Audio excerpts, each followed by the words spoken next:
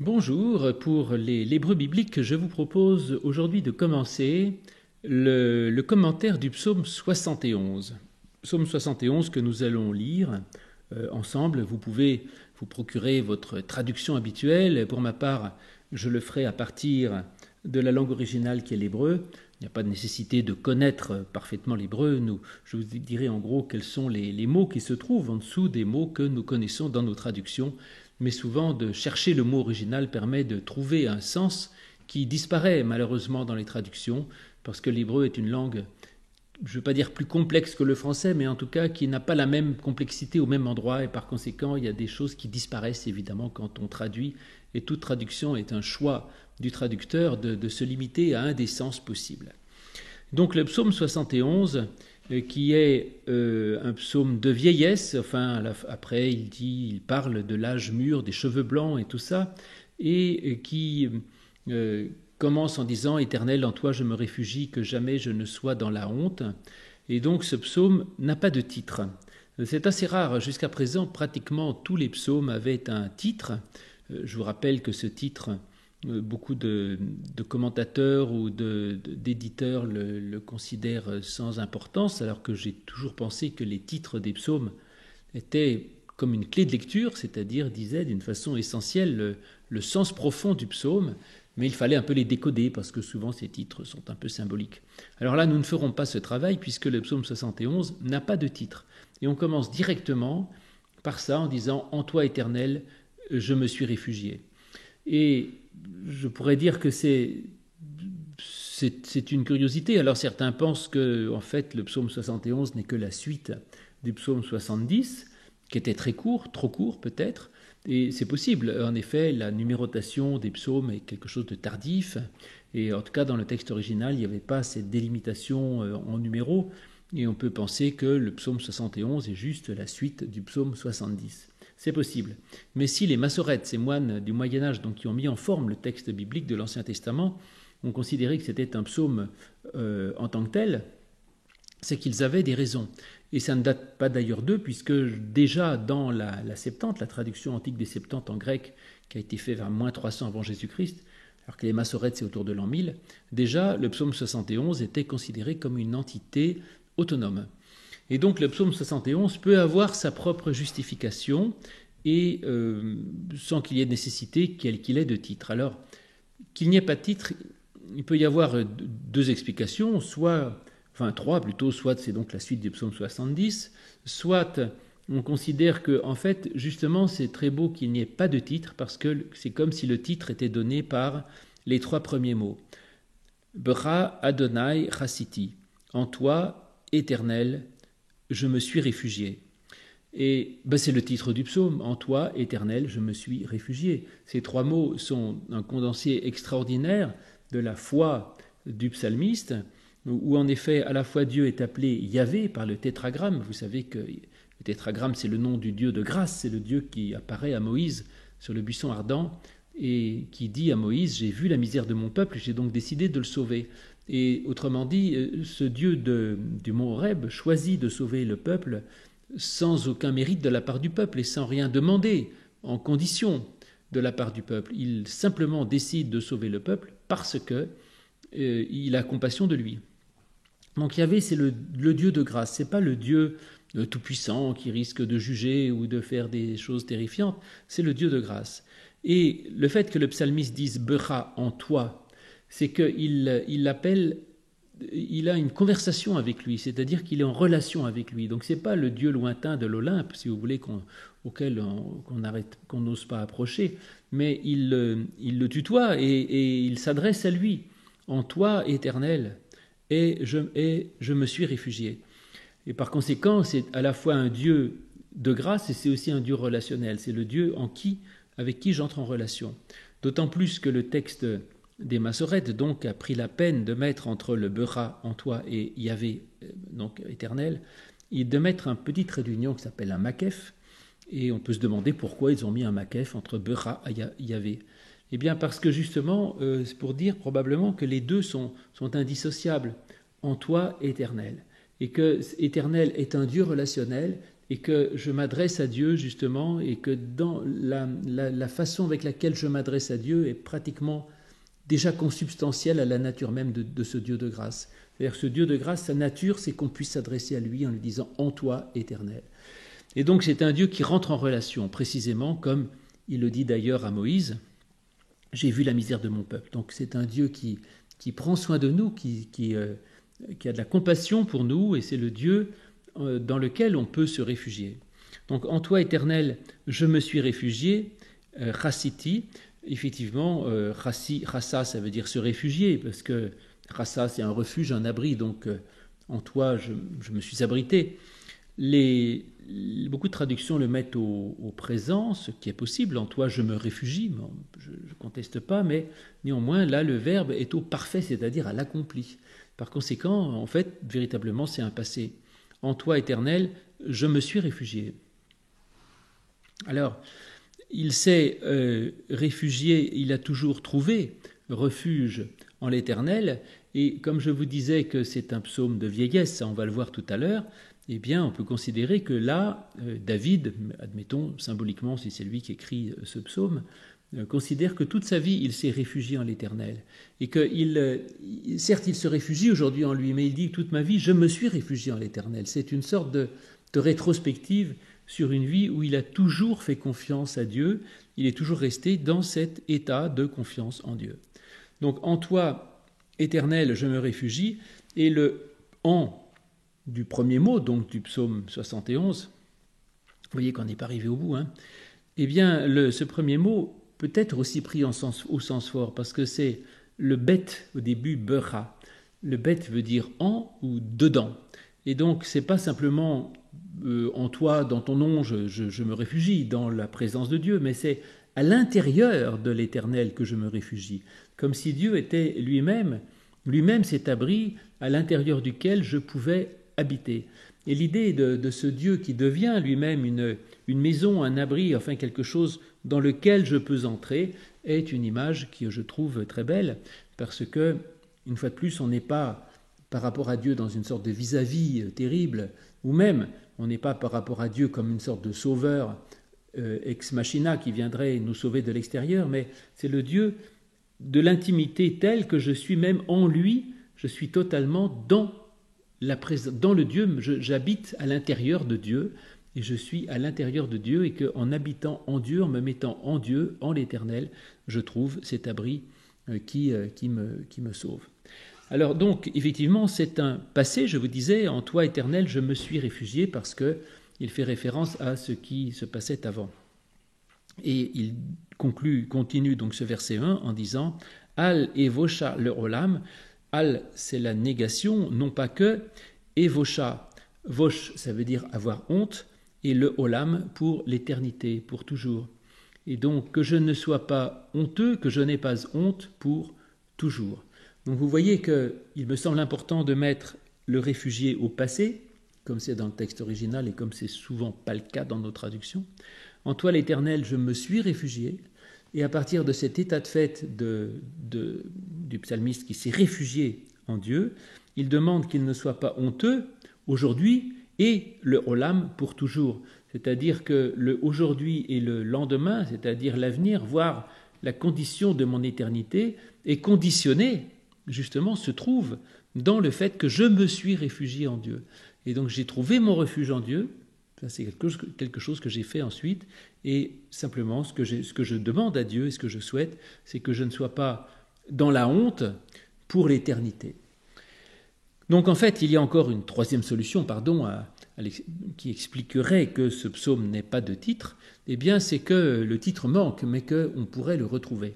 Alors c'est ce qu'a fait la traduction antique des Septante, donc en traduction grecque de l'Antiquité, qui a rajouté un titre, effectivement, et qui a mis au début de ce psaume 71, « To David, Ion Yonadav », donc à David, Ion Yonadav, au fils de Jonadab, Keton Proton, Echmalotisteton, et au premier prisonnier.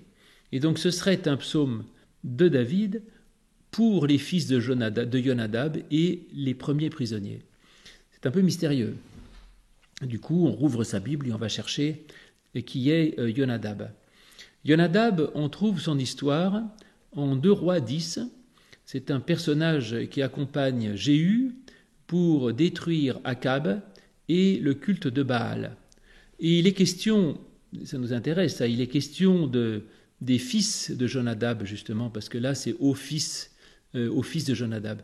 Les fils de Jonadab, il en est question dans le livre du prophète Jérémie, au chapitre 35, au verset 19, où il est écrit « Jérémie dit à la maison des Récabites, ainsi parle l'Éternel des armées, c'est-à-dire des armées célestes, de toutes les étoiles, le Dieu d'Israël, puisque vous avez obéi aux ordres de Yonadab, votre père, puisque vous avez observé tous ses ordres et fait tout ce qu'il vous a ordonné, à cause de cela, ainsi parle l'Éternel des armées, le Dieu d'Israël, Yonadab, fils de Récab, ne manquera jamais de descendants qui se tiennent en ma présence. » Et donc, il peut y avoir effectivement là une allusion à ces fils de Yonadab et à ceux qui auraient été faits prisonniers ensuite lors de persécutions qu'on ne sait pas très bien. Mais peut-être est-ce une réminiscence historique, parce qu'en effet, ce psaume vient peut-être de ce qu'on appelle les Récabites, puisqu'il dit là que Jonadab était de la maison des Récabites, à l'époque des premières déportations, et peut-être que Jérémie lui-même fait mention là, de ces déportations et de ceux qui ont justement ces difficultés, des premiers prisonniers dont il est question dans ce titre, parle peut-être de ces déportations, et peut-être que ce psaume est finalement même l'œuvre de Jérémie lui-même. Enfin, on ne sait pas, en tout cas, le titre que là nous met la Septante est évidemment une allusion explicite à ce verset de Jérémie 35, 19, où on parle des fils de Jonadab, justement, et de ceux et des Récabites, qui seront donc à l'époque des premières déportations. Mais personnellement, je ne sais pas très bien ce qu'il en est. En tout cas, c'est donc des gens qui sont en difficulté, c'est-à-dire qu'il y a une déportation, il y a un malheur qui arrive, et la Septante a essayé de trouver une situation malheureuse, et il a pris celle-là. La tradition juive, elle voit les choses autrement, et elle dit que, en fait, puisque les 3 premiers versets de ce psaume 71 sont à peu près totalement égaux au début du psaume 31, les versets 2 à 4, où il s'agit de la fuite de David devant Saül lorsqu'il était jeune, eh bien, la tradition juive dit, on reprend en fait la même situation, mais ce coup-ci, il n'est plus jeune. La preuve, c'est qu'il parle de ses cheveux blancs et de la vieillesse quelques versets plus loin. Et donc, il dit, en fait, c'est la même situation, mais pas c'est la même expérience, mais pas dans la même situation, plutôt. Au début, David fuyait devant Saül dans sa jeunesse, et là, il fuit devant quelqu'un d'autre dans son âge avancé, et donc c'est à la fin de sa vie, à l'approche de la mort, qu'il se passe quelque chose. Et la tradition juive donc dit que probablement ça pourrait faire allusion à quelque chose de la fin de la vie de David, lorsque David fuit devant Absalom, qui est lors de sa vieillesse, qui était, je crois, un de ses fils, et qui donc, il se disputait avec son fils, ça n'allait pas trop, et son fils Absalom voulait le tuer. Et donc David se remet à fuir comme il le faisait devant Saül, cette fois devant Absalom, dans sa vieillesse. Ça, on a ce récit en 2 Samuel 15, de 2 Samuel 15 à 2 Samuel 20, la révolte d'Absalom, qui veut le pouvoir, et avec cette fin tragique d'Absalom, qui meurt lorsqu'il est à cheval, et il fait une cavalcade, et il passe trop près d'une branche d'arbre, et ses cheveux, il avait une grande chevelure, ses cheveux se prennent dans les branches d'un térébinthe, et donc il reste accroché à ses cheveux, et il meurt là. Et ensuite David est à la fois libéré de ce persécuteur, mais en même temps il pleure ce fils qu'il a perdu. Et cette histoire, de sortir un petit peu du psaume, mais cette histoire d'Absalom qui meurt avec les cheveux pris dans l'arbre est une histoire pour moi un peu familiale, parce que j'avais des ancêtres qui étaient perruquiers, je ne sais pas quand, il y a longtemps, au début du 19e siècle je crois que c'était en Italie même, et ils avaient une publicité pour, une enseigne pour leur maison de perruques, et qui disait Si Absalom avait été un de nos clients, cela ne lui serait pas arrivé. Parce qu'on voyait Absalom pendu par ses cheveux dans une branche, donc s'il avait eu une perruque, il aurait pu descendre de sa branche et il ne serait pas mort. Donc s'il avait été client de mes ancêtres, Absalom ne serait pas mort. Et voilà, le cours de l'histoire en aurait été changé. Et donc voilà, la tradition juive, donc elle dit, c'est une autre circonstance que l'on comprend en tant que telle, probablement donc de David, dans la même situation que celle du psaume 31, donc de fuite, mais cette fois dans un âge avancé, et c'est donc la prière de ceux qui sont à un âge avancé et qui s'approchent de la mort et qui font une sorte de retour, de regard en arrière sur leur propre vie et qui essayent de voir de quelle manière toutes ces pour que des réussites et des choses pleines de sens puissent couronner toute cette vie de travail et que Dieu bénisse la vie de David ou de celui qui le lit, donc après avoir eu une vie bien remplie. Le verset 2 de ce psaume 71 nous dit la chose suivante. Alors, en français courant, il dit « Dans ta justice, délivre-moi et libère-moi, tends ton oreille vers moi et sauve-moi, sois pour moi un rocher qui me serve d'asile. » Alors voilà comment ça se passe. Verset 2. « Bitz dikatecha, dans ta justice, tatsileni, dans ta justice, tu me délivres, ou te faleteni, et tu me fais échapper. » Bon, c'est effectivement ça, puisque palat, ça veut dire échapper, fuir au loin. Et là, les verbes sont, je dirais, dans un temps tout à fait normal, actif, et c'est pas du tout un impératif, parce que je déplore que, évidemment, beaucoup de traductions disent « Dans ta justice, délivre-moi et fais-moi échapper ». Non, ce ne sont pas des impératifs, ni même des justifs ou je ne sais quoi, c'est simplement des verbes au cal, donc ce sont des affirmations. Betsi de katera, dans ta justice tu me délivres et tu me fais échapper. C'est une affirmation, une confession de foi, une certitude qu'a le psalmiste au moment où il écrit ça, et il le fait non pas par ta justice, comme c'est dit aussi dans les traductions, mais c'est vraiment dans ta justice tu me délivres. Parce que la justice de Dieu, elle est curieuse, parce que la justice n'est pas toujours juste, je dirais. C'est-à-dire que la grâce est quelque chose de profondément injuste. Et David aurait été justement puni. On sait qu'il a fait cette chose effroyable donc avec Bathsheba, et où il a voulu prendre cette femme et faire tuer son mari qui était en le mettant au front comme colonel pour qu'il soit mort. Et donc David s'est très très mal comporté, et le prophète Nathan le lui dira, que ça aura des conséquences importantes. Mais là, donc la justice de Dieu aurait dû condamner David à mort en fait, puisqu'il a été assassin.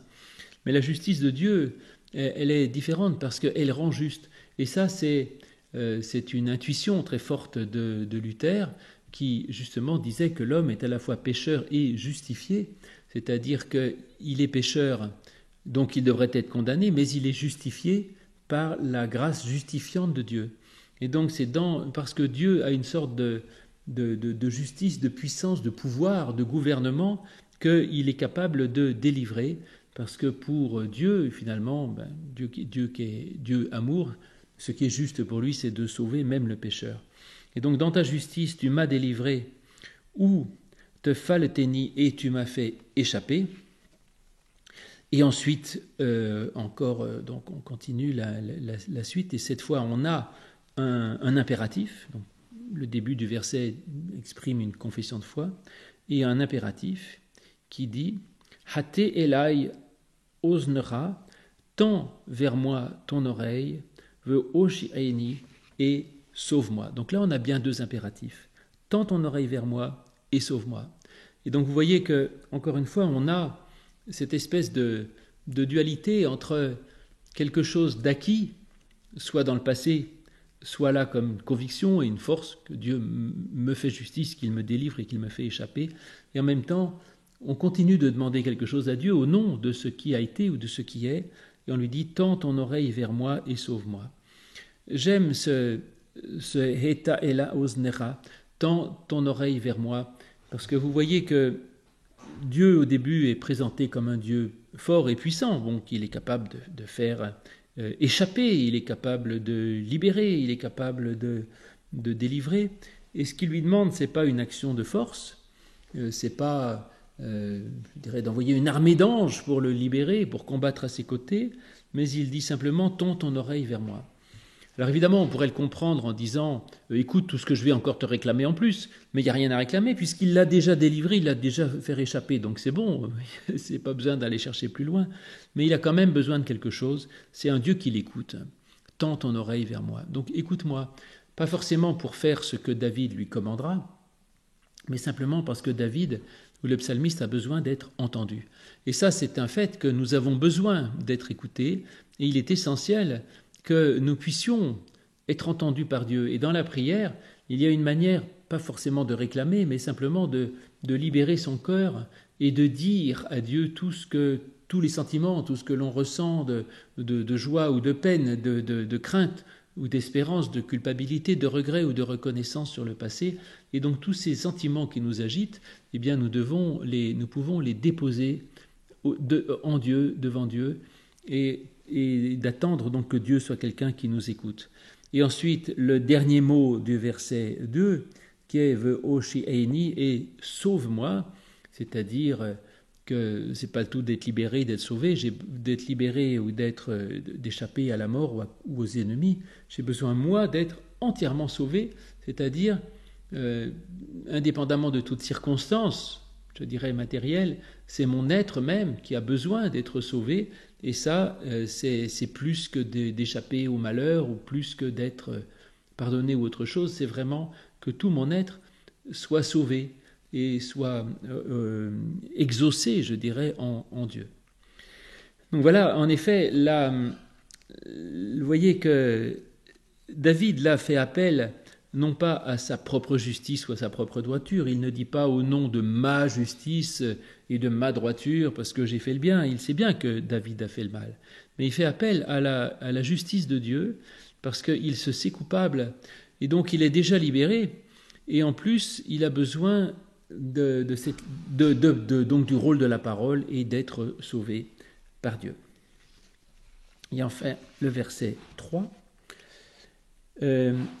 Heyeli, sois pour moi, le Tsur Me'on, un rocher de demeure. Tsur, c'est le rocher, et Ma'on, c'est la demeure, ça vient de Ona, qui veut dire habiter, mais ça veut dire aussi la cohabitation. Ça permet même de parler des droits conjugaux, c'est-à-dire c'est pas juste un rocher pour demeurer, c'est un rocher pour qu'on habite ensemble, qu'on cohabite avec Dieu. Donc vous voyez que c'est extrêmement fort. Et donc il dit, sois pour moi un rocher de cohabitation, pourrions-nous dire, ce qui serait plus fort qu'un rocher pour demeurer. Et d'autre part, il y a aussi là un petit pasek entre le « soi pour moi », c'est-à-dire cette barre verticale qu'on trouve parfois dans le texte massorétique, et je vous l'ai déjà dit, pardon, je me répète, mais ce qui est un mystère, en fait, aucun livre de grammaire hébraïque ne sait ce que signifie ce pasek dans les textes massorétiques. On a différentes explications, mais aucune ne convient à toutes les situations. Et donc pourquoi est-ce que les massorètes ont pris la peine de mettre une coupure entre le « soi pour moi » et ensuite le rocher de cohabitation? Eh bien, mon hypothèse, c'est que on peut déjà prendre les deux mots tout seul. C'est pas soit pour moi un rocher pour cohabiter, mais c'est ça, d'accord, mais c'est aussi soit pour moi. Et j'aime beaucoup ce Eyali. C'est-à-dire qu'il faut s'arrêter là, déjà, Eyali. On va voir après ce qui vient, soit pour moi, on va voir quoi, mais déjà, arrêtons-nous là. Heyeli. Soit à moi. Soit pour moi, soit à moi. Vous remarquerez que le heye, c'est le verbe être, et que d'habitude, l'hébreu est extrêmement économe du verbe être. C'est-à-dire que l'hébreu ne met jamais le verbe être. Il ne dit pas je suis fatigué, il dit moi fatigué, si vous voulez. Et donc le verbe être est en général sous-entendu.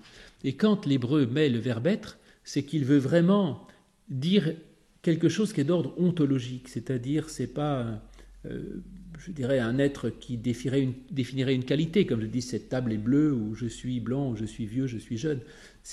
Quand je dis je suis vieux, mon être n'est pas d'être vieux, c'est une qualité de mon être. Mais quand l'hébreu utilise le verbe être, c'est que c'est vraiment l'ontologie. Je suis Louis Pernaut. Oui, ça c'est vrai, c'est vraiment mon être. Hein. Et donc quand il dit « Heye li », soit à moi, ça veut dire qu'il demande que l'être même de Dieu soit d'être à lui. Et vous voyez qu'au début, il s'adressait à Dieu en disant « Becha Yahvé Chassiti », en toi, Éternel, je me suis réfugié. Il disait « pour toi », donc le psalmiste commence le psaume en disant « je veux être en toi et pour toi ». Et ensuite, ce qu'il demande, c'est que Dieu soit, donc c'est un impératif, soit vraiment son être même, soit d'être à moi et pour moi. Donc que Dieu soit vraiment celui dont qu'il puisse s'approprier et que ce soit son Dieu. Donc on a là l'accomplissement de la relation interpersonnelle, pourrais-je dire, de la relation complète à Dieu. Je suis en Dieu et Dieu est à moi. Ça n'empêche pas qu'il soit à d'autres, Dieu est universel, mais en tout cas que je puisse vivre ça dans ma relation à Dieu comme ce Dieu qui est pour moi. Donc c'est soit pour moi, soit vraiment pour moi, j'ai besoin d'un Dieu qui ne soit pas un Dieu lointain, cosmique ou universel, mais ce Dieu qui soit mon Dieu. Donc soit à moi, et ensuite le Tsur Ma'on, un rocher d'habitation. Je vous ai dit que Ma'on désigne l'habitation, mais que ça fait allusion dans l'hébreu biblique à la question de la cohabitation, c'est-à-dire de l'union mystique. Et là, vous voyez où je veux en venir, c'est que souvent dans la Bible, la relation entre l'homme et Dieu est décrite comme étant imagée par la relation entre l'homme et la femme, la relation amoureuse. C'est tout le récit du Cantique des Cantiques, c'est aussi l'histoire du prophète Osée, où le prophète déplore que le peuple soit comme une femme qui ait été adultère, enfin qui se soit allé vers des hommes dans la prostitution, c'est-à-dire c'est une forme d'idolâtrie. Et c'est aussi Jésus qui dit qu'il est l'époux, et que Paul dit qu'il nous a fiancés à un seul époux qui est le Christ. Enfin bon, c'est un thème qui court toute la Bible, de dire que notre relation à Dieu est comme une relation d'amour entre un homme et une femme, relation d'amour où chacun vit uni à l'autre dans une intimité profonde, tout en respectant la différence de nature, puisqu'un homme n'est pas une femme, enfin les deux conjoints ne sont pas forcément les mêmes, pile les mêmes, il y a une altérité, et en même temps cette relation peut être féconde, ce qui est évidemment une bonne chose. Et donc il dit « sois à moi », mais ce n'est pas un à moi possessif, c'est de dire que ça puisse être ça comme quelque chose, comme un rocher, comme une force extraordinaire, et qui soit dans une situation de cohabitation, de conjugalité, et que je puisse effectivement vivre avec Dieu dans une relation où chacun est pour l'autre. Le verset 3 du psaume 71 continue en disant « Lavo tamid » pour venir constamment, « Tzivita le Osh'eni » tu as donné des ordres, tu as ordonné pour me sauver, qui sale est car mon roc, ou me tsudati et ma forteresse, ata, c'est toi. Et donc, voilà cette cohabitation, pour venir constamment, lavo tamid. Ça, c'est magnifique, ça, l'idée que Dieu soit invité à venir constamment, à toujours venir, et s'il vient constamment, c'est qu'en même temps, il repart, c'est-à-dire qu'il y a des moments où il n'est pas là. Et c'est un fait que Dieu n'est pas toujours présent dans nos vies, que parfois il s'en va et que donc nous demandons qu'il revienne. Et pour ce qui est de revenir, nous reviendrons la prochaine fois, nous compléterons donc ce verset 3 du psaume 71, et je vous laisse déjà méditer le début de ce verset 3 qui est exceptionnel, mais comme tout le reste du psaume. Donc, à tout de suite.